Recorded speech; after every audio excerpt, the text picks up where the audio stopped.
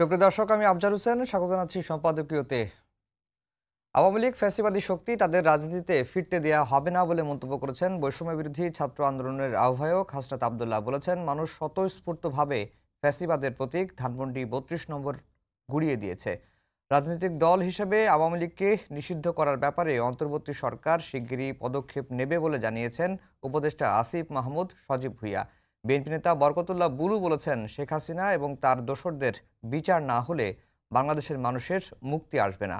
চলমান পরিস্থিতি নিয়ে জরুরি বৈঠক করেছে বিএনপির স্থায়ী কমিটি। এসব নিয়ে আমাদের আজকের সম্পাদকীয় আওয়ামী লীগ কি নিষিদ্ধ হচ্ছে, আর এ নিয়ে আলোচনার জন্য স্টুডিওতে উপস্থিত আছেন নাসির উদ্দিন নাসির, সাধারণ সম্পাদক ছাত্রদল, এবং এস এম সাইফ মোস্তাফিজ, যুগ্ম সদস্য সচিব, জাতীয় নাগরিক কমিটি। দর্শক, আপনারাও এই আলোচনায় অংশ নিতে পারেন। এজন্য আপনাদের ফোন করতে হবে টেলিভিশনে দেখানো নম্বরে। এছাড়া ফেসবুকের মাধ্যমেও আপনাদের মন্তব্য পাঠাতে পারেন।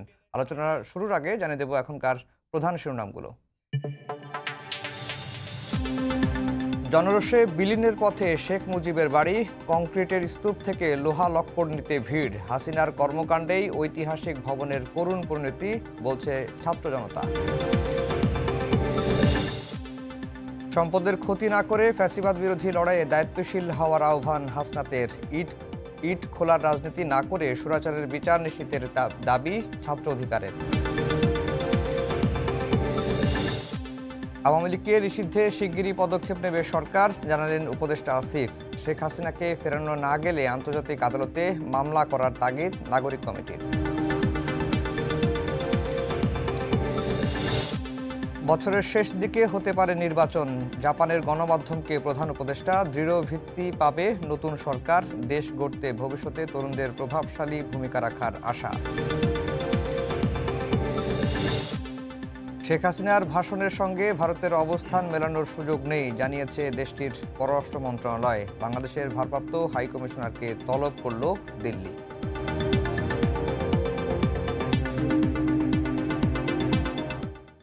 দর্শক, শিরোনাম শুনছিলেন। আমরা আজকের আলোচনার বিষয় দিয়েছি আওয়ামী লীগ কি নিষিদ্ধ হচ্ছে। এস এম সাইফ মোস্তাফিজ ভাই, আপনাকে দিয়ে আলোচনাটা শুরু করব।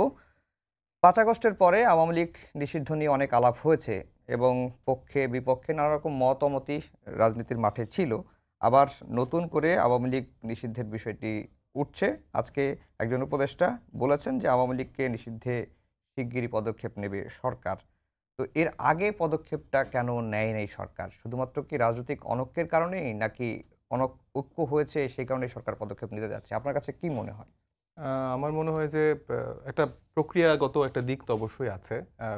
শুধুমাত্র মানে ক্ষমতা এসে বা একটা প্রক্রিয়া ছাড়া একটা দলকে তো ওইভাবে নিষিদ্ধ করার একটা জায়গা থাকে না। তো সেই জায়গা থেকে আমার মনে হয় যে এই গত ৬ মাস ধরে যে প্রক্রিয়াধীন একটা অবস্থা ছিল এবং রাজনৈতিক যে দলগুলোর মধ্যে অবস্থান ছিল, সেই জায়গা থেকে আমরা এখন দেখতে পাচ্ছি সবার মধ্যে একটা ঐক্যমতের জায়গায় পৌঁছেছে যে আসলে এই দলটি যারা ফ্যাসিজম চর্চা করে এত বছর আসলে খুন-গুমের রাজনীতি করেছে, তাদের অবশ্যই রাজনীতি নিষিদ্ধ হওয়া প্রয়োজন।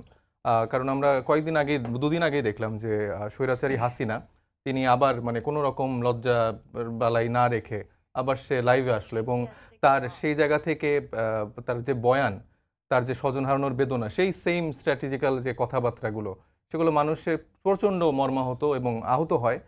এবং তাদের মধ্যে কোনো রকম বিন্দুমাত্র অনুশোচনা বোধ যে মানুষ দেখেনি, সেটার বহিঃপ্রকাশ আমরা দেখতে পেয়েছি। এবং এই ক্ষেত্রে আমরা দেখেছি যে বিএনপি সহ যে দলগুলো আছে, তারাও চাইছে যে আসলে এই দলটির অবশ্যই নিষিদ্ধ হওয়া উচিত।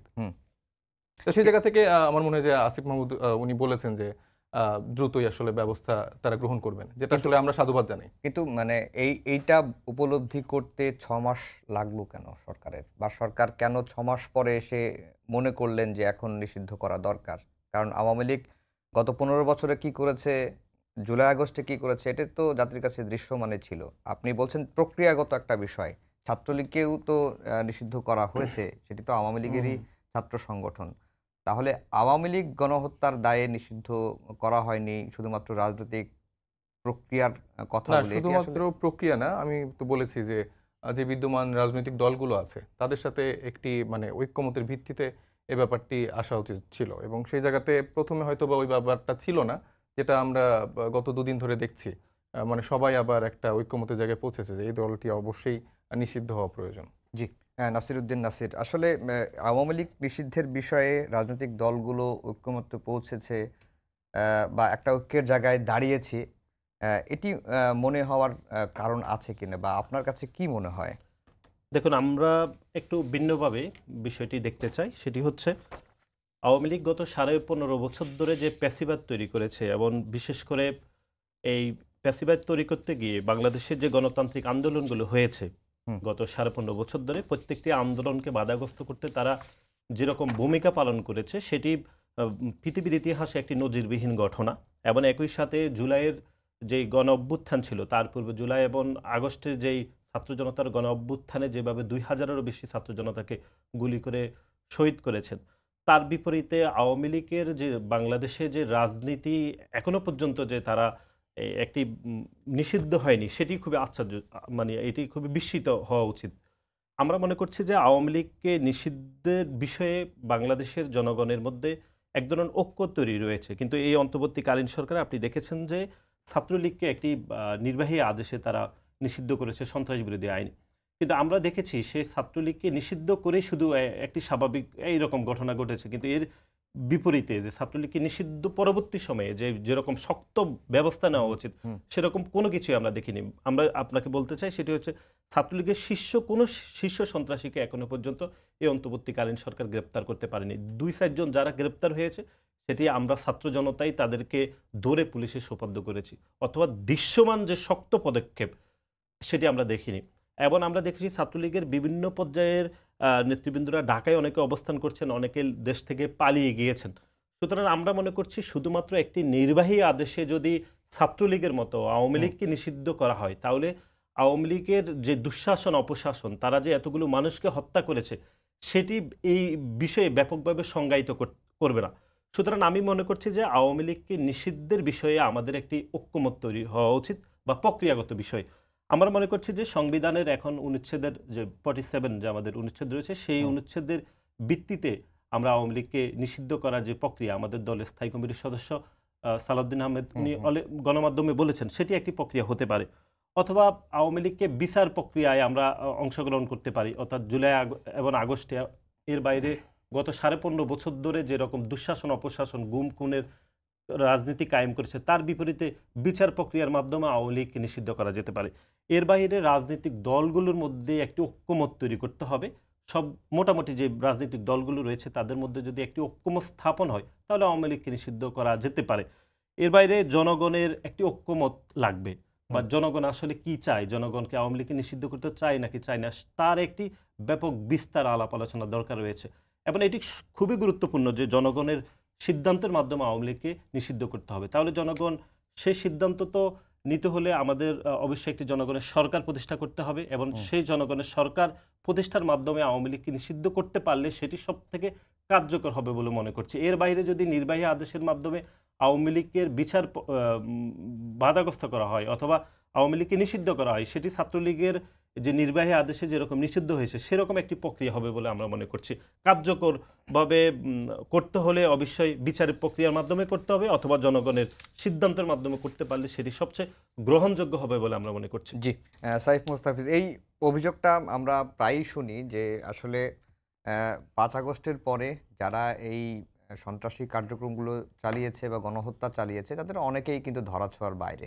এবং যেটি নাসিরউদ্দিন নাসির বললেন, ছাত্রলীগে যারা সন্ত্রাসী কার্যক্রম চালিয়েছে, যাদের ফুটেজ আমরা গণমাধ্যমে দেখেছি, অস্ত্রসহ দেখেছি, গুলি করছে, তাদেরকেও দেখছি, অনেকেই কিন্তু ধরাছোঁয়ার বাইরে বা অনেকেই ধরা যায়নি, তারা পালিয়ে গেছেন। এখন শুধু কাগজেই আওয়ামী লীগকে নিষিদ্ধ করলাম কিন্তু খুব ব্যবস্থা নিলাম না।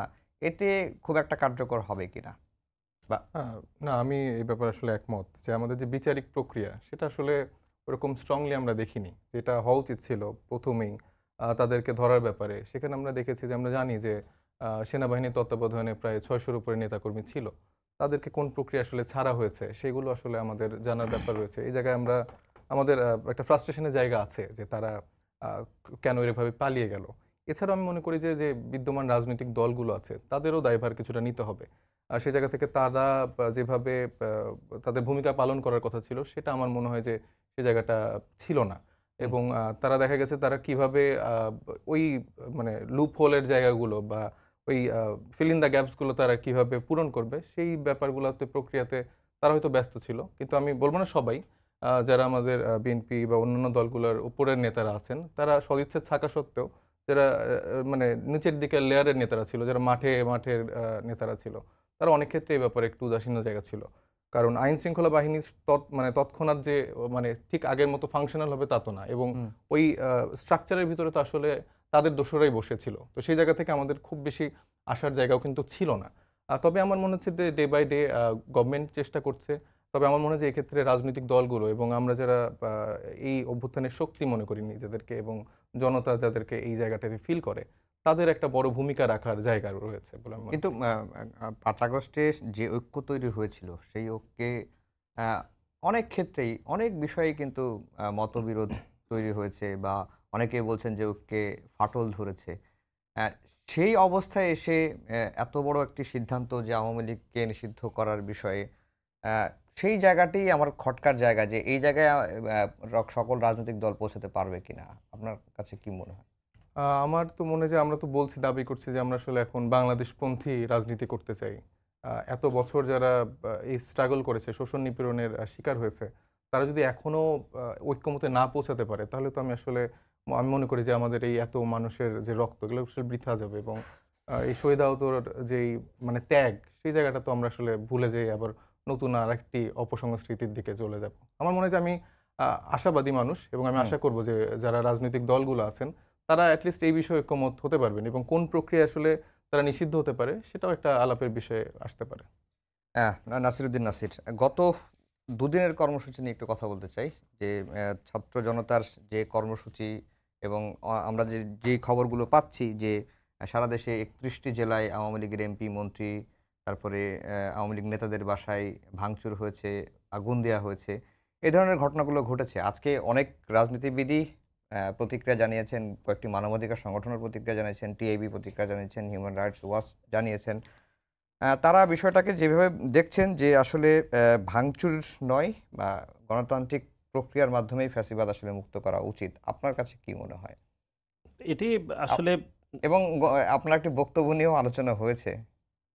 না, আমরা যেটি আসলে দুই একটি গণমাধ্যমে সে বক্তব্য আসলে ভুলভাবে উপস্থাপন হয়েছে, তারা পরক্ষণে সে বক্তব্য প্রত্যাখ্যান। সংশোধন করেছেন।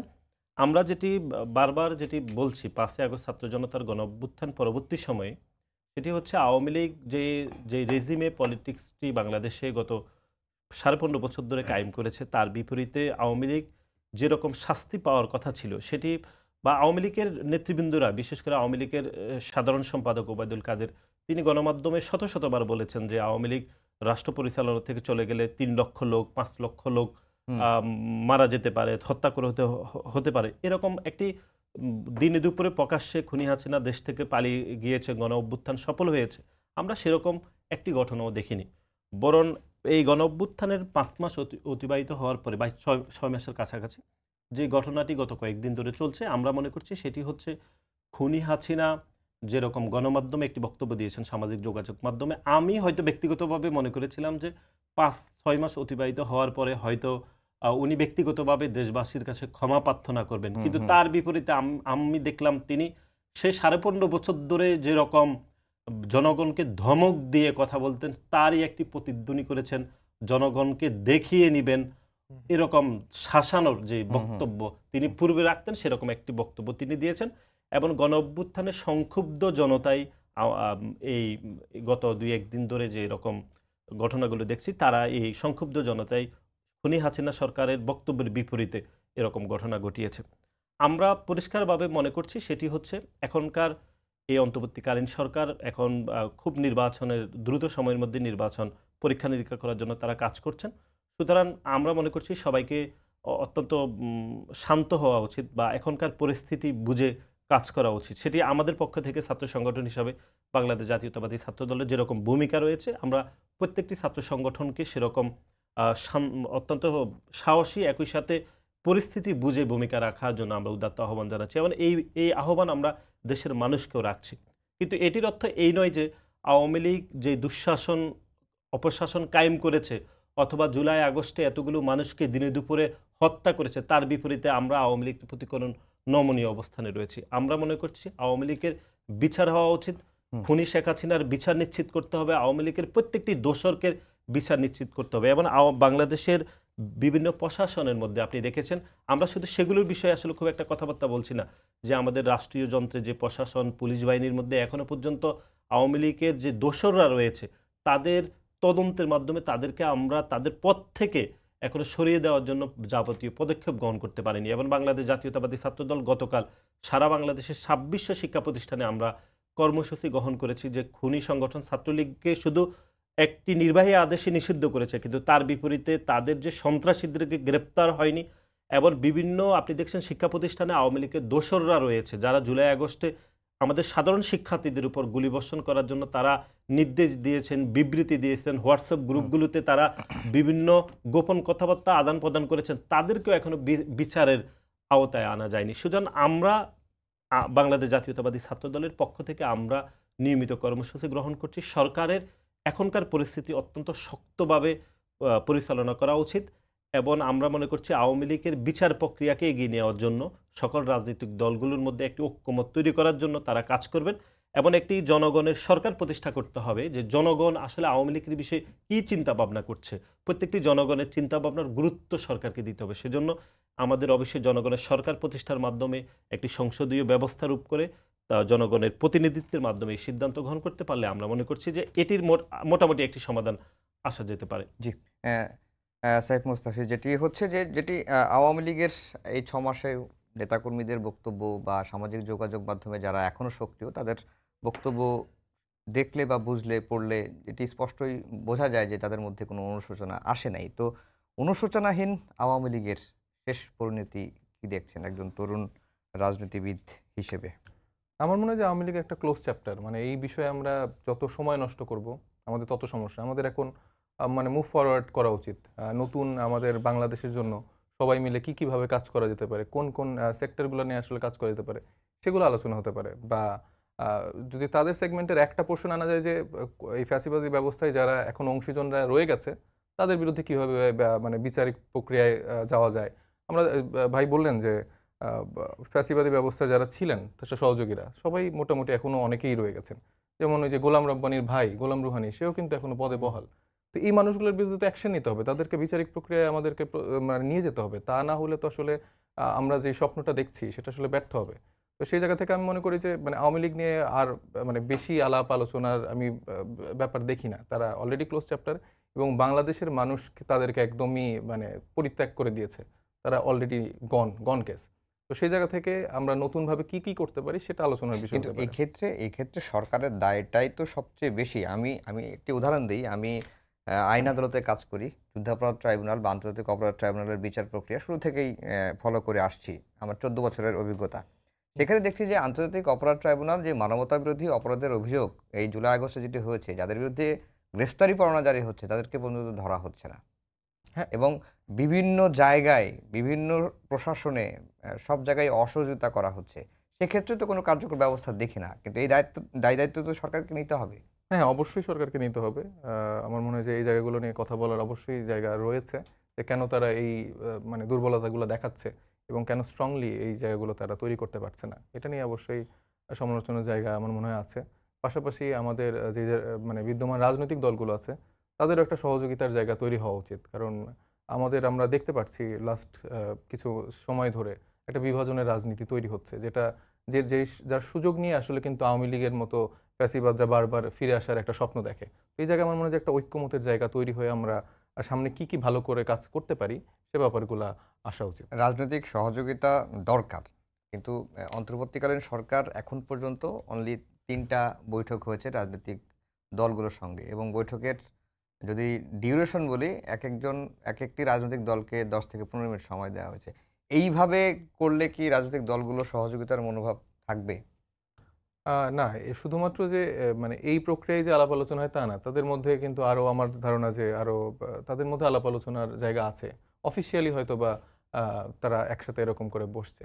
কিন্তু আমার মনে হয় যে তাদের মধ্যে আরো আন্তরিকতা বাড়াতে হবে ২ পক্ষেরই। মানে বর্তমানে যারা সরকারে আছেন এবং যেই দলগুলো রয়েছেন ২ পক্ষেরই আন্তরিকতার জায়গাটা আরো বাড়াতে হবে, যেন বিদ্যমান যে সমস্যাগুলো তৈরি হচ্ছে বা মনে হচ্ছে যে একটা বিভাজনের জায়গা তৈরি হচ্ছে, না সেটা যেন দ্রুত আমি আরেকটু চলে যায়। খোলাসা করি। এই যে বিভাজনের কথা বলছেন বা জি। সরকারের প্রতি অনাস্থার কথা বলছেন, বড় একটি দল বিএনপির সরকারের প্রতি একটি অবিশ্বাস তৈরি হয়েছে। কারণ তাদের নেতাকর্মীরা বা নেতারা যেটি বলছেন যে সরকারের পৃষ্ঠপোষকতায় একটি দল তৈরি হচ্ছে, যেটি তারা ভালোভাবে নিচ্ছেন না। এটি তো অস্বীকার করার কারণ নেই। তারা সেটি স্পষ্ট করেই বলছেন। তো এটি কি একটি বড় কারণ হতে পারে না যে বিএনপি সরকারের প্রতি দূরে সরে যাওয়া বা হুম। সরকারের প্রতি যে বিএনপির যে সমর্থন শুরু থেকে ছিল, সে থেকে একটু দূরে সরে যাওয়ার? না, না, আমি আপনার এই যে কথাটা এটার সাথে একদমই একমত করছি না। সরকারের পৃষ্ঠপোষকতায় কিভাবে একটি দল হচ্ছে? জাতীয় নাগরিক কমিটি সম্পূর্ণ আ না, এটা আমার আ কথা না, বিএনপির নেতারা আচ্ছা, হ্যাঁ, বলছেন। বিএনপি নেতাদের। তাদের মানে আমাদের একটি প্ল্যাটফর্ম, একটা অভ্যুত্থানের প্ল্যাটফর্ম, এবং আমরা কিন্তু সবাই বৈষম্যবিরোধী ছাত্র আন্দোলনের ব্যানারে কিন্তু আমরা এই আন্দোলনে অংশগ্রহণ করেছি। এবং যারা আমরা আমাদের ব্যাক এন্ডে ছিলাম বা আমরা আসলে ছাত্র নই, তারা কিন্তু আমরা ৪ আগস্টে আমাদের নাগরিক কমিটি গঠন করার একটা প্রক্রিয়া ছিল। কিন্তু সে জায়গা থেকে আমরা মনে করেছিলাম যে না, আমরা যখন দেখলাম আরকি হুম, হাসিনা পালিয়ে যায়, তখন আমরা মনে করলাম যে নতুন বাংলাদেশের জন্য আমরা সব রকম দল মত নির্বিশেষে সব রকম মানুষের একটা জায়গা নিশ্চিত করে আমরা একটা নাগরিক কমিটি তৈরি করি। এবং সেই জায়গাটা ছিল যে আমরা একটি রাজনৈতিকভাবে সচেতন জনগোষ্ঠী করে তুলব। এবং সেভাবেই আমরা ফরমেশনের দিকে এগিয়ে যাচ্ছিলাম। আমরা আমরা কমিটি দিচ্ছি। আমরা প্রায় ৩০০ হুম। থানা কমিটি আমরা দিয়ে ফেলেছি। এবং আমাদের টার্গেট ৬০০ থানা কমিটি। এই প্রক্রিয়াগত দিক দিয়ে যখন আমরা যাচ্ছি, তখন আমরা দেখতে পাচ্ছি জনমানুষের একটা আকাঙ্ক্ষা নতুন রাজনৈতিক দলের। সেই জায়গা থেকেই কিন্তু আসলে আমাদের যারা স্টেক হোল্ডার্সরা আছেন, তাদের সাথে আমরা একটা আলাপ আলোচনা করে আমাদের মনে হয়েছে যে আসলে আমরা একটা দল হতে পারি। সেখানে আমাদের যারা ছাত্র উপদেষ্টা আছেন, যারা আমাদের আন্দোলনের ফেস, সেই মানুষগুলোর সাথে কিন্তু আমাদের সেই মানে কোনো সম্পৃক্ততা নেই। আমাদের সাথে ব্যক্তিগত তাদের একটা পরিচয়ের জায়গা থাকতে পারে। হুম। কিন্তু দল গঠন প্রক্রিয়ায় যে তাদের ভূমিকার কথা বিএনপির বয়ানে আসছে, কিংস পার্টির বয়ান, সেটা আসলে আমি খুবই মানে আন্তরিকভাবে মানে দ্বিমত প্রকাশ করতে চাচ্ছি। মানে কিংস পার্টি বা এই ব্যাখ্যাগুলো আসলে আসলে আমার মনে হয় যে সবথেকে বড় এক্সাম্পল হবে বিএনপি। আমাদের জিয়াউর রহমান সাহেব মানে পাওয়ারে থাকাকালীন সময় কিন্তু তাদের মানে দল গঠনের ব্যাপারগুলো ঘটেছিল। তো সেক্ষেত্রে এই কথাগুলো আসাটা একদমই মানে আমার কাছে মানে বেমানান মনে হয়। আর এই ক্ষেত্রে সরকারের সাথে যে দ্বিমতের জায়গাটা আপনি বললেন, সেই জায়গাটাতেও আমি মনে করছি না যে আসলে এইটাই একমাত্র কারণ। তাদের কারণটা হচ্ছে যে ছাত্ররা আন্দোলন করেছে জাস্ট ১-২ মাসের মধ্যে কখন তাদেরকে মানে ক্ষমতার মসনদে বসিয়ে দিবে, হয়তোবা তাদের এক্সপেকটেশন এরকম ছিল। সেই জায়গাটা যখন দেখছে যে এত মানে এটা হলো না, সেক্ষেত্রে হয়তো আমার মনে হয় যে একটা দূরত্বের জায়গা তৈরি হচ্ছে। জি, নাসিরউদ্দিন নাসির। অতীতেও রাষ্ট্রের সহযোগিতায় দল গঠনের উদাহরণ তো আছে।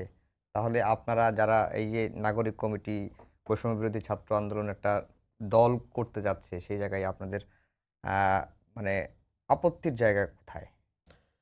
মানে এটি খুবই দুর্ভাগ্যজনক। সেটি হচ্ছে আমরা আমাদেরকে বাংলাদেশের অতীত রাজনীতির দিকে উনি ইঙ্গিত করলেন। বিএনপি এটি খুবই সত্য যে রাষ্ট্র ক্ষমতায় থাকা অবস্থায় বিএনপি রাজনৈতিক দল গঠন করেছে। এটি সর্বজন সমদ্রিত। কিন্তু যেটি উনি বলেন নাই, সাথে বলতে হবে আসলে সেটি হচ্ছে বিএনপি শুধু নিজের রাজনৈতিক দল গঠন শহীদ প্রেসিডেন্ট জিয়াউর রহমান রাজনৈতিক দল গঠন করেছেন এটি সাথে, সাথে হুম, বাংলাদেশের প্রত্যেকটি বিরোধী দলকে যারা ১৯৭৫ পরবর্তী সময়ে বাকশাল গঠিত হওয়ার পর যারা নিষিদ্ধ হয়েছেন তাদের সবাইকে রাজনীতি করার উন্মুক্ত জায়গা তৈরি করে দিয়েছেন। এবং বাংলাদেশে একটি বহুদলীয় গণতন্ত্র ভিত্তি তৈরি করে দিয়েছেন। বাংলাদেশের যে সংবাদপত্রের স্বাধীনতা এই হুম, যে তৈরি করে দিয়েছিলেন শহীদ প্রেসিডেন্ট জিয়াউর রহমান। সুতরাং বাংলাদেশের প্রথম যে উনি বিএনপিকে এক ধরনের কিংস পার্টি হিসেবে উল্লেখ করেছেন। আমরা মনে করছি এর আগেও বাকশাল যখন তৈরি হয়েছিল তখন সর্বপ্রথম আওয়ামী লীগ মরহুম শেখ মুজিবুর রহমান রাষ্ট্র ক্ষমতায় থেকে তিনি শুরুতে বাকশাল তৈরি করেছিলেন এবং বাংলাদেশের প্রথম কিংস পার্টি দল হিসেবে বাকশালই আসলে রাজনৈতিক সংগঠন। সুতরাং বিএনপির প্রতি যে ইঙ্গিত করেছেন শুধু একটি বাক্যে যদি এই কথা বলা হয় তাহলে এটি মানুষ বিভ্রান্ত হবে। সাথে বাকি তথ্যগুলো কিন্তু দিতে হবে। কোন প্রক্রিয়ায় হুম। শহীদ প্রেসিডেন্ট জিয়াউর রহমান দল গঠন করলেন বা দল গঠন পরবর্তী সময়ে বাকি রাজনৈতিক দলগুলোকে তিনি কিভাবে স্পেস দিয়েছিলেন, সংবাদপত্র স্বাধীনতা তৈরি করেছিলেন। সে বিষয়গুলো আসলে সাথে বললে তাহলে সামগ্রিক আলোচনাটা হচ্ছে সফল হবে। এর বাইরে উনি যেটি বলার চেষ্টা করেছেন সেটি হচ্ছে এখনকার যারা উপদেষ্টা রয়েছেন তাদের সাথে ওনাদের যোগাযোগ নাই, নাগরিক কমিটি, বৈষম্য বিরোধী, এগুলো খুবই দুঃখজনক। এগুলো মানুষ এগুলো বললে হাসাহাসি করবে। আমরা যেটি মনে করছি ওনাদের সম্পর্ক রয়েছে, এটি ওনারা অস্বীকার কেন করবেন? এটি স্বীকার এই দেশের সকল মানুষ জানে যে নাগরিক কমিটি বৈষম্যবিরোধী ছাত্র আন্দোলনের সাথে উপদেষ্টা জনাব আসিফ, জনাব নাহিদ, জনাব মাহফুজ সাহেবের যোগাযোগ রয়েছেন। ওনাদের আলাপ আলোচনা হয় না এই কথা বললে তো আমরা দুর্বলতা পাবো। আলাপ আলোচনা হয় প্রতিদিন। সুতরাং ওনারা এই কথা কেন বলবেন আমাদেরকে যে আমাদের সাথে বৈষম্যবিরোধী ছাত্র আন্দোলন নাগরিক কমিটির সাথে উপদেষ্টাদের যোগাযোগ নেই? এই কথা বললে মানুষ বিভ্রান্ত হবে। যোগাযোগ রয়েছে, এটি যেরকম সত্য, একই সাথে আমরা মনে করছি সরকারের পৃষ্ঠপোষকতায় থেকে সরকারের আর্থিক সকল সুযোগ সুবিধা গ্রহণ করে রাজনৈতিক দল গঠন করলে বাংলাদেশে সেটি খুব বেশি সুখকর অতীতে হয়নি এবং ভবিষ্যতে কিরকম হবে সেটি সময় বলে দেবে। কিন্তু আমরা ব্যক্তিগতভাবে শিক্ষার্থীরা যে দল গঠন করতে চাইছে ওনারা, সে সিদ্ধান্তকে বাংলাদেশ জাতীয়তাবাদী ছাত্র দল এবং বাংলাদেশ জাতীয়তাবাদী দল স্বাগত জানাচ্ছে। কিন্তু যেটি আশঙ্কার জায়গাগুলো যেটি আমরা স্পেসিফিক করতে চাই সেটি হচ্ছে আমাদের দলের সংগ্রামী মহাসচিবের একটি বক্তব্যের পরে আমরা দেখেছি বিতর্ক তৈরি করেছেন আমাদের গণপ্রজাতন্ত্রী বাংলাদেশ সরকারের এখনকার উপদেষ্টা জনাব নাহিদ।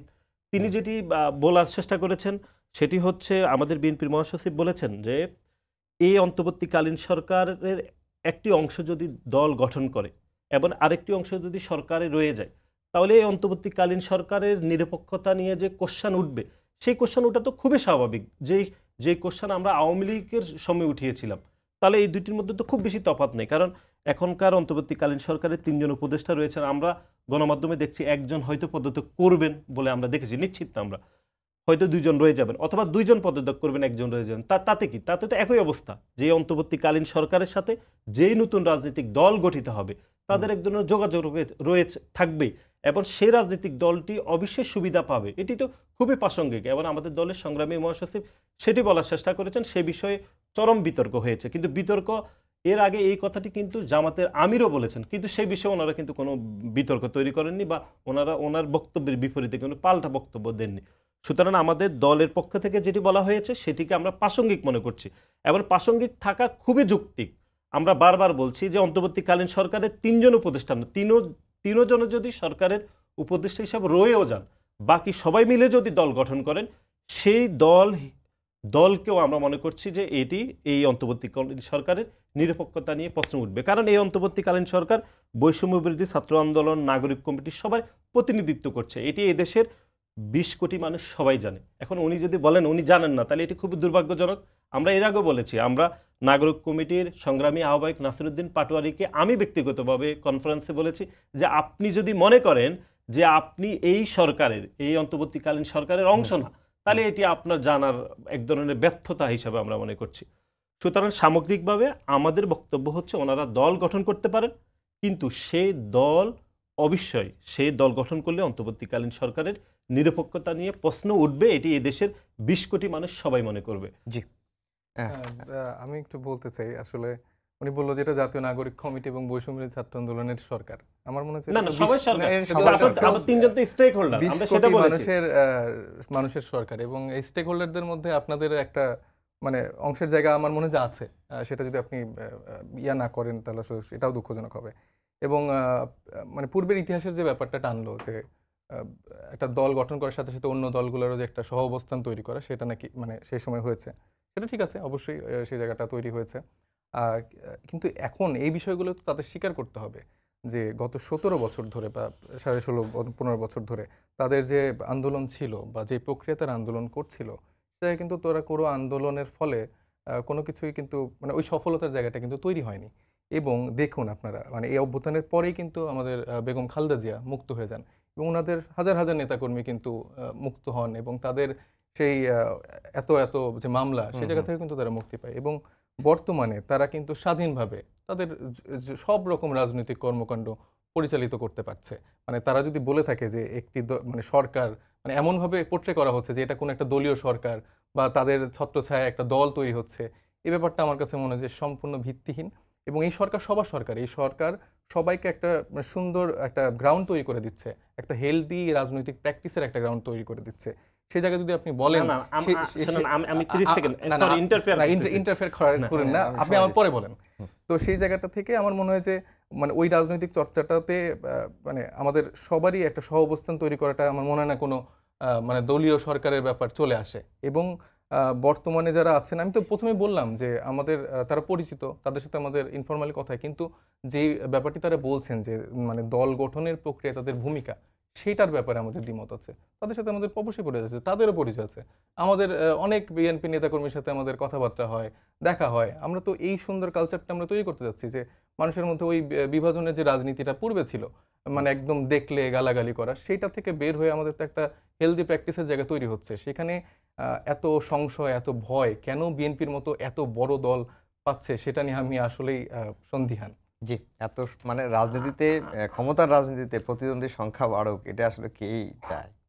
না, আমরা আমরা যেটি একটু আমরা শুধু বলছি সেটি হচ্ছে এটি অবশ্যই সবার সরকার। এটি আমাদের দলের ভারপ্রাপ্ত চেয়ারম্যান জনাব তারেক রহমান একাধিকবার বলেছেন এটি আমাদের সরকার, এই সরকারকে কোনোভাবে ব্যর্থ হতে দেওয়া যাবে না, সফল হতে হবে। এটি খুবই সত্য। আমাদের দলের ভারপ্রাপ্ত চেয়ারম্যান একাধিকবার গণমাধ্যমে বলেছেন। কিন্তু আমরা যেটি মনে করছি, এই সরকারে যারা উপদেষ্টা রয়েছেন তারা বারবার গণমাধ্যমে বলেছেন শিক্ষার্থীরা, বিশেষ করে ছাত্ররাই তাদেরকে উপদেষ্টা হিসেবে তৈরি করেছেন বা বানিয়েছেন, এটি তারা বলেছেন প্রধান উপদেষ্টা বলেছেন। এবং একই সাথে আমরা দেখেছি এখনকার আমাদের যে 3 জন উপদেষ্টা রয়েছেন যারা ছাত্র প্রতিনিধি হিসেবে নিয়োগ পেয়েছেন, জনাব আসিফের বাবা আজকেও গণমাধ্যমে বলেছেন যে তিনি নিজেও চান যে তার ছেলে জাতীয় সংসদ নির্বাচন করুক, এবং তিনি বিভিন্ন ওনার এলাকাতে যে ওয়াজ মাহফিলগুলো হচ্ছেন সেই ওয়াজ মাহফিলগুলোতে তিনি তার সন্তানের জন্য দোয়া চেয়েছেন, এবং এটি গণমাধ্যমে প্রকাশিত হয়েছে, আমি এখনো মোবাইলে দেখছি। সুতরাং এই অন্তর্বর্তীকালীন সরকার যদি 3 জন উপদেষ্টা নির্বাচন করে, আমরা তো মনে করছি যে অন্তর্বর্তীকালীন সরকারের বিষয়ে যে নিরপেক্ষতা নিয়ে প্রশ্ন উঠবে সেটি খুবই প্রাসঙ্গিক, এবং এটি এই দেশের সবাই মনে করবে। এবং বারবার তিনি যেটি বলার চেষ্টা করছেন যে এই অন্তর্বর্তীকালীন সরকারের 3 জন উপদেষ্টার সাথে ওনাদের যোগাযোগ নেই বলে তিনি যেরকম বলছেন, আমার সেটি কোনোভাবে মনে হচ্ছে না। আমি মনে করছি যে আপনাদের যোগাযোগ রয়েছে, এটি অস্বীকার করাই বলেন ভুল হবে। যোগাযোগ রয়েছে, এটি সর্বজন সমাদৃত। দলীয় ফরমেশনের ক্ষেত্রে না, রয়েছে তো রয়েছে, আপনি কেন অস্বীকার করবেন? এটি সব মানুষ জানে, গণমাধ্যমের কর্মীরা জানে, এদেশের মানুষ জানে, আমরাও জানি। জোর করে চাপিয়ে দিচ্ছি না, এটি সব মানুষ জানে যে আপনাদের সাথে তাদের যোগাযোগ রয়েছে, আপনাদের প্রতিনিধি ছিল, ওনারা উপদেষ্টা হয়েছেন, এবং উপদেষ্টা থেকে বের হয়ে আপনাদেরকে নিয়ে দল গঠন করবে। এখন আমরা কি শেষ দিন পর্যন্ত অপেক্ষা করব? জনাব আসিফ, জনাব নাহিদ, জনাব মাহফুজ বের হয়ে যখন আপনাদের সাথে দল গঠন করবে, সেদিন পর্যন্ত কি গণমাধ্যমে সেই রকম তথ্য বের হওয়ার পর্যন্ত কি আমরা নিশ্চিত করব না যে আপনাদের সাথে তাদের রাজনীতির যোগাযোগ নেই? আমরা মনে করছি রাজনৈতিক যোগাযোগ রয়েছে, ব্যক্তিগত যোগাযোগ তো আছেই, এবং এটি আপনাদের স্বীকার করতেই হবে যে আপনাদের সাথে যোগাযোগ রয়েছে, এবং সেই স্বীকার করে আপনাদেরকে রাজনৈতিক দল গঠন করতে হবে, এবং সেই রাজনৈতিক দল গঠন করে অন্তর্বর্তীকালীন সরকারের নিরপেক্ষতা শতভাগ যাচাই করা উচিত বলে আমাদের মনে হচ্ছে, সেটি দেশবাসীর কাছে। কিন্তু অন্তর্বর্তী সরকারের অনেকেই আছেন বা বিভিন্ন প্রশাসন থেকে শুরু করে তারপরে হচ্ছে বিভিন্ন জায়গায় তো আপনাদের পছন্দের লোকও তো আছে, সেই প্রশ্নটাও তো তারা তুলেছিল। না, দেখুন, এটি যখন এই অন্তর্বর্তীকালীন সরকার গঠিত হচ্ছে তখন এটি বিভিন্ন রাজনৈতিক দল থেকে বিভিন্ন ব্যক্তির নাম চাওয়া হয়েছে, এবং কারা বিএনপির পক্ষ থেকে এই অন্তর্বর্তীকালীন সরকারের উপদেষ্টা হয়েছে, কারা হয়নি, সেটি নিশ্চয়ই এখনকার প্রধান উপদেষ্টা বা যারা এই তখনকার যারা সরকার গঠন করেছে তারাই এটি ভালো বলতে পারবে বলে আমাদের মনে হচ্ছে। কিন্তু আমরা ব্যক্তিগতভাবে মনে করছি জুলাই আগস্টের গণ অভ্যুত্থানের সবচেয়ে ক্ষতিগ্রস্ত ছাত্র সংগঠন হিসেবে বাংলাদেশ জাতীয়তাবাদী ছাত্রদল মনে করছে যে এইখানে যারা উপদেষ্টা হয়েছেন তাদের কারো বিষয়ে বাংলাদেশ জাতীয়তাবাদী ছাত্রদলের পক্ষ থেকে কারো নাম চাওয়া হয়নি বা দেওয়া হয়নি, বা আমাদেরকে কোনোভাবে অংশীদারও করা হয়নি, সেটি আমরা আপনাকে নিশ্চিত করছি। জি, মুস্তাফিজ ভাই, একটি বিষয় আমি আরেকটা বিষয় নিশ্চিত করছি, হয়তো উনি ছাত্রদল আছেন দেখে হয়তো জানেন না, কিন্তু তাদের ঊর্ধ্বতন যে দলীয় নেতারা আছেন তাদের সাথে এটা পরামর্শ করা হয়েছে। তাদেরকে আপনি দেখেছেন পরামর্শ করা হয়েছে, কিন্তু রাখা হয়েছে কিনা সেটি তো নিশ্চিত না। আমার কথার পরে কথা বলবেন।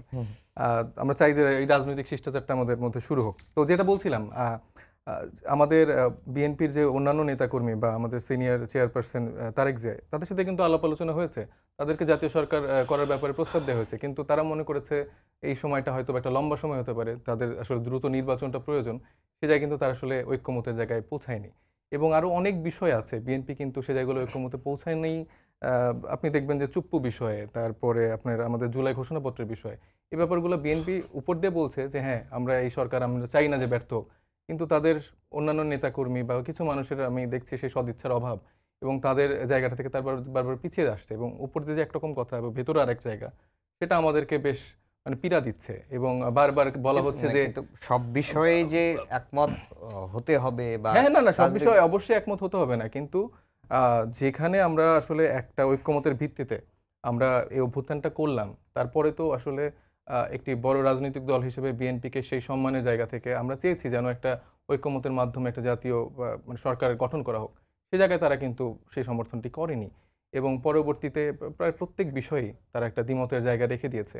এবং কিভাবে আসলে ওই গভর্নমেন্ট আসলে ফল করতে পারে বা দ্রুত নির্বাচনের প্রেশার ক্রিয়েট করা যায়, এটা এখন আমার মনে হচ্ছে তাদের মানে পলিটিক্যাল মানে মুভমেন্টগুলো সেই দিকেই যাচ্ছে। কিন্তু এখন পর্যন্ত গত 6 মাসে এই সরকার জনগণের মনে কি যে আকাঙ্ক্ষা জনগণের তৈরি হয়েছিল সেই আকাঙ্ক্ষা পূরণে বা জনগণের মনে একটা মানে নিশ্চিত কোনো ধারণা তৈরি করতে পেরেছে যে এই সরকার সফলতার দিকে এগোচ্ছে? এই সরকারের ব্যর্থতার দায় অনেক আছে।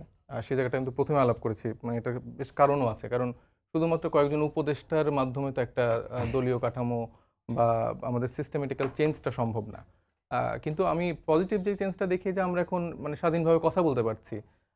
ভাই বলল যে ছাত্রদল আসলে অনেক মানে মানে জুলুম নির্যাতনের শিকার হয়ে একটা আন্ডারগ্রাউন্ড পলিটিক্সের মধ্যে আসলে ব্যাপারটা চলে গিয়েছিল। মানে আমরা ওইভাবে সামনাসামনি আ আমাদের ছাত্রদলের ভাইদেরকে কিন্তু ওইভাবে পেতাম না। কারণ তাদের যেই স্বৈরাচারী মনোভাব, তাদেরকে দমন পীড়ন করার ক্ষেত্রে তাদের সেই জায়গাটা সবসময় ছিল। তো কিন্তু সেই জায়গাটা কিন্তু এখন নতুন করে আমরা দেখতে পাচ্ছি সবার একটা রাজনৈতিক জায়গা তৈরি হয়েছে, এবং আমরা মুক্তভাবে কথা বলতে পারছি। আমরা টকশোতে কথা বলতে পারছি, আমরা ফেসবুকে লিখতে পারছি। আমাদের স্বাধীনভাবে মত প্রকাশের জন্য কোথাও আমাকে গ্রেফতার হতে হচ্ছে না, আমার গুম হতে হচ্ছে না। তো এই ব্যাপারগুলো কিন্তু আমরা অবশ্যই পজিটিভভাবে দেখি, এবং যে সংস্কার কমিশনগুলো গঠিত হয়েছিল তারা কিন্তু মানে একটা কাজের মধ্যে আছে, এবং সবাই তাদের রিপোর্টগুলো পেশ করছে। এবং আমার মনে হয় যে দ্রুত সংস্কারের যে কার্যক্রম সেটিও সরকার আন্তরিক শুরু করার ক্ষেত্রে। এবং তার পরবর্তীতে আমাদের সবারই একটা ঐক্যমতের জায়গা যে আওয়ামী লীগের যে একটা বিচারের প্রক্রিয়া সেটাও শুরু হওয়া উচিত পাশাপাশি, এবং সাথে সাথে আমাদের নির্বাচনটা মানে কত সুন্দরভাবে সুষ্ঠুভাবে দিকে আগানো যায় সেই দিকটাও আমাদের পৌঁছতে হবে। জি, আমরা শেষের দিকে চলে এসেছি। নাসিরউদ্দিন নাসির। আমরা যেটি মনে করছি সেটি হচ্ছে অনেক উপদেষ্টাদের বিষয়ে বিএনপির সাথে আলাপ হয়েছে, উনি যেরকম বলল তেমনি এই অন্তর্বর্তীকালীন সরকারের অনেক উপদেষ্টারা রয়েছেন যারা আওয়ামী লীগের রেজিমে খুবই আওয়ামী লীগের সাথে যাদের নিবিড় যোগাযোগ ছিল, যারা প্যাসিবাদ কায়েম করতে ভূমিকা রেখেছিল, এরকম অনেক উপদেষ্টা তো এই অন্তর্বর্তীকালীন সরকার নিয়োগ দিয়েছে।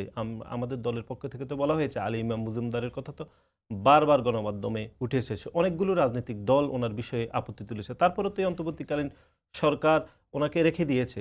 এর বাইরে যেটি আসলে বারবার আমরা বলছি, উনি যেটি বলার চেষ্টা করেছেন সেটি হচ্ছে অন্তর্বর্তীকালীন সরকারের উপদেষ্টারা তো দু একজন বলেছেন যে আমরা পদত্যাগ করে হচ্ছে দল পুনর্গঠনের বা রাজনৈতিক দল গঠনের দায়িত্ব নেব। তাহলে এই বক্তব্যের উনি বিরোধিতা করছেন না কেন বা প্রতিবাদ করছেন না কেন যে আপনাদের যারা উপদেষ্টা ৩ জন রয়েছেন সে ৩ জন পদত্যাগ করার দরকার নেই, আপনারা যে অন্তর্বর্তীকালীন সরকারে রয়েছেন আপনারা ওইখানেই থাকুন। তাহলে ওনারা প্রতিবাদ করুক, তাহলে তো আমরা বুঝতে পারবো যে ওনাদের সাথে রাজনৈতিকভাবে তাদের কোনো যোগাযোগ নেই। সুতরাং তারা তো বলছেন যে তারা পদত্যাগ করে রাজনৈতিক দলের হাল ধরবেন, এটি তো খুবই প্রাসঙ্গিক, সবসময় বলছেন। আর আমরা যেটি মনে করছি সেটি হচ্ছে এই দ্রুত নির্বাচন ব্যবস্থার কথা যেটি আমাদের দলের পক্ষ থেকে বারবার বলছেন, উনিও বলেছেন যে আমরা চাপ প্রয়োগ করছি। আমরা মনে করছি যে গত ৬ মাস যেভাবে রাষ্ট্র পরিচালিত হচ্ছে, আইন শৃঙ্খলা রক্ষা বা যেরকম অবনতি হয়েছে, স্থিতিশীলতা দরকার, সে অন্তর্বর্তীকালীন সরকার তার যে টার্গেট সে টার্গেট থেকে অনেক দূর কিছুটা পিছিয়ে যাচ্ছে। এবং সংস্কার কমিশনগুলো অনেকগুলো রিপোর্ট জমা দিচ্ছে একটি দ্রুত নির্বাচনের জন্য যে যাবতীয় পদক্ষেপ গ্রহণ করার দরকার রয়েছে সরকারের, সেই বিষয়ে সরকারের মনোযোগিতা তো আমরা কম দেখতে পাচ্ছি। সুতরাং দ্রুত নির্বাচন, রাষ্ট্রের নিরাপত্তা, স্থিতিশীলতার জন্য আমরা মনে করছি সেটি খুব দরকার রয়েছে। আজকে প্রধান উপদেষ্টা বলেছেন একটি বিদেশি গণমাধ্যমে। সুতরাং আমরা আমাদের দলের পক্ষ থেকে যেটি বারবার বলা হচ্ছে, আমাদের দলের ভারপ্রাপ্ত চেয়ারম্যান জনাব তারেক রহমান শুরু থেকে এখনও তিনি বলছেন, সেটি হচ্ছে অন্তর্বর্তীকালীন সরকারকে আমরা সহযোগিতা করছি, আমাদের দল করছে। একই সাথে সরকারের যে ভুল ত্রুটিগুলো সেটি তো হচ্ছে, যেহেতু কোনো বিরোধী দল নেই, সেটি একটি বড় রাজনৈতিক দল হিসাবে আমাদের অবস্থান পরিষ্কার করা উচিত। তাদের যে বক্তব্যগুলো সরকার বিভিন্নভাবে বিভ্রান্ত হচ্ছে অন্য কোনো রাজনৈতিক দল থেকে, সেটি তো আমাদের ব্যাখ্যা করা প্রয়োজন মনে করছে। আরেকটি ছোট্ট বিষয়, উনি হয়তো ভুল শব্দ চয়ন করেছেন, সেটি বাংলাদেশ জাতীয়তাবাদী শেষ করতে ছাত্র দলের বলছেন যে হচ্ছে না উনি ওটা আন্ডারগ্রাউন্ড বলেছেন, আমরা মনে করছি না না আমরা মনে করছি বাংলাদেশ জাতীয়তাবাদী ছাত্র দল প্রকাশ্যে গণতান্ত্রিক রাজনীতি করেছে, আমরা শেষ দিন পর্যন্ত না সরি প্রকাশ্যে গণতান্ত্রিক রাজনীতি করেছি। আমরা গত 2 দিন আগেই আমাদের নতুন একটি প্রক্রিয়া লঞ্চ করেছি, আপনার চোখে নতুন বাংলাদেশ। মানে আমরা আসলে চাচ্ছি যে বাংলাদেশের সব মানুষের কাছে, চাওয়ালা থেকে শুরু করে রিকশাওয়ালা, সবার কাছে যে তাদের মতামতের ভিত্তিতে একটা দল গঠন প্রক্রিয়ার ক্ষেত্রে যাওয়া। এবং এই ক্ষেত্রে আমাদের বৈষম্যবিরোধী ছাত্র আন্দোলন, জাতীয় নাগরিক কমিটি সবাই সকলভাবে মানে কাজ করে যাচ্ছে। এবং আমরা তো সকলকে যারা স্টেক হোল্ডার, এই মুভমেন্টের স্টেক হোল্ডার বা আমরা এই অভ্যুত্থানের একটা শক্তি যাদেরকে ফিল করছি, সবাইকে আমরা ওয়েলকাম করছি যে আপনারা আমাদের নতুন দলে চাইলে আসতে পারেন। আমি ভাইকেও ওয়েলকাম জানাচ্ছি যে আপনি চাইলে আমাদের দলে যোগ দিতে পারেন, তবে আপনার মানে দলীয় যে অবস্থান সেটা ছেড়ে আসতে হবে। এবং সরকারের যে কেউই আসতে পারে, তাদের সেই পথটি ছেড়ে আসলে তারা আসলে দলে আমাদের যোগ দিতে পারবে। আমাদের সময় একেবারে শেষ। সবাইকে ধন্যবাদ জানিয়ে শেষ করছি আমাদের আজকের সম্পাদকীয়। আগামীকাল আবারও দেখা হবে রাত 10টায়। দেখার আমন্ত্রণ রইল। শুভরাত্রি।